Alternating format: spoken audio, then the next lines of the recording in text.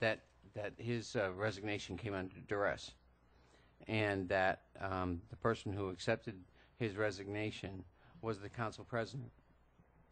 And by your failure to share that with us, whether it was through the executive session meeting or other things that have happened, it doesn't seem as though that you've taken the best interests of the council at hand in dealing with this matter, and something that also shows a contempt for the council. And I just find it, really, when I did confront you with some information that that had been shared with me, you told me that it was rumor. And so you were actually hiding it from the council as well. And so I find that truly disappointing.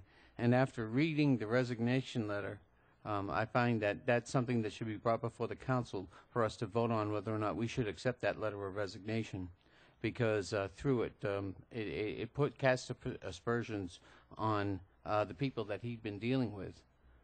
So through you, Mr. President, I would like to bring that forward before the council so that we can vote on the acceptance of that letter. First of all, if I could respond to you correctly. Number one, the former administrator did not give me a letter of resignation. That's not what happened. On February the 18th, I had a conversation with with Donald Grissom, who told me that he was meeting with an attorney that afternoon to discuss his situation. He met with that attorney, and when he came back, he told me that he had made a decision that he was going to think about over the weekend.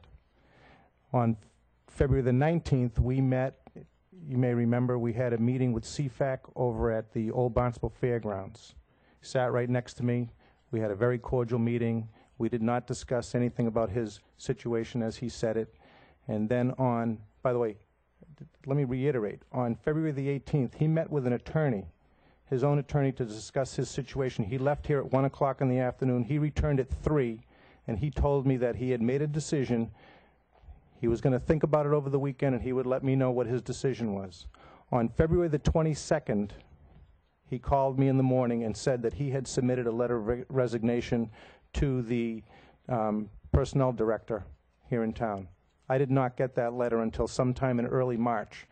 I will say that Donald Grissom asked me not to disclose that he had submitted that letter, as he wished to speak to each individual counselor on his own, and I honored his request until he asked me at the last council meeting on Thursday, that day, sometime after 4 o'clock in the afternoon, if I would tell each individual counselor that he had submitted his resignation, and that's what happened.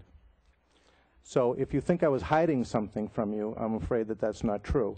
On the other hand, I actually have the copy of the letter that he gave me sometime in early March. If you would like to read it, I think it's a public document. I'm not opposed to that. But I don't think it casts aspersions on anyone. And by the way, I think that the one thing that Mr. Grissom asked for is that his dignity, that he be treated with dignity and respect and fairness, and I've done that, and I think that we've all done that, and we wish him well. Copy of the letter dated March 13th, 2011. Dear President Charagotis, my physical health and extraordinary mental stress beginning in January. If I may, that's not a letter of resignation. It's not? No. This is the one that was given to me, this email? That may have been an email, and I believe that, but that's not a letter of resignation. It is public record. I'll continue.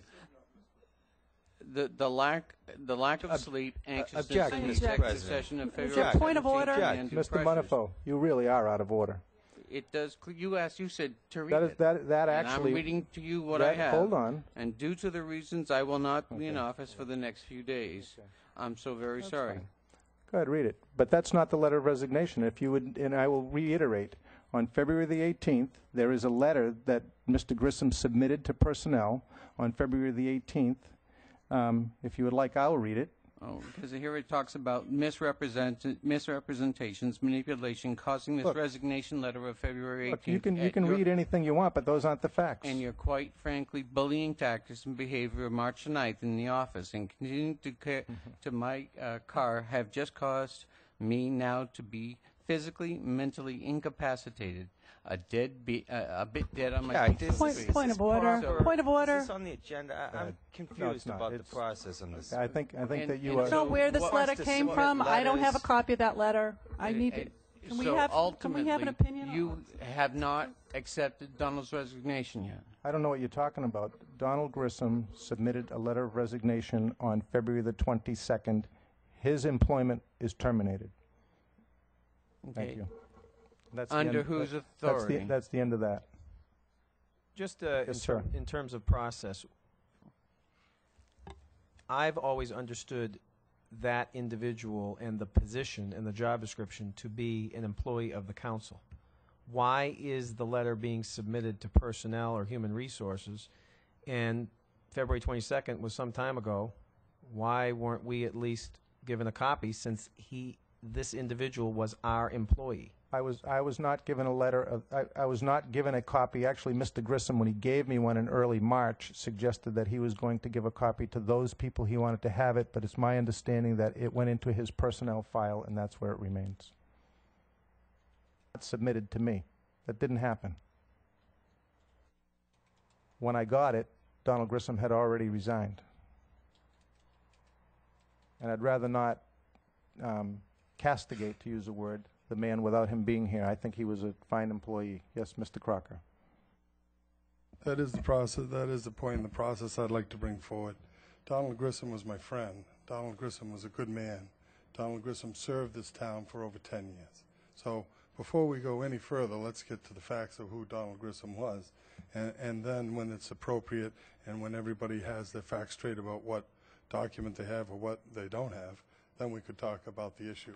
But, you know, if we're going to talk about Donald Grissom, let's talk about his legacy. Roy was here when he was brought in to serve us. There was a candidacy of 3 people. He was chosen from them, and he served us, in my opinion, to a very high level that was suitable to his talents and his abilities.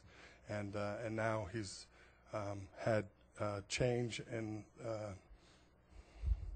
the wind. He's feeling a change in the wind, but I want everybody to remember Donald Grissom was a good guy.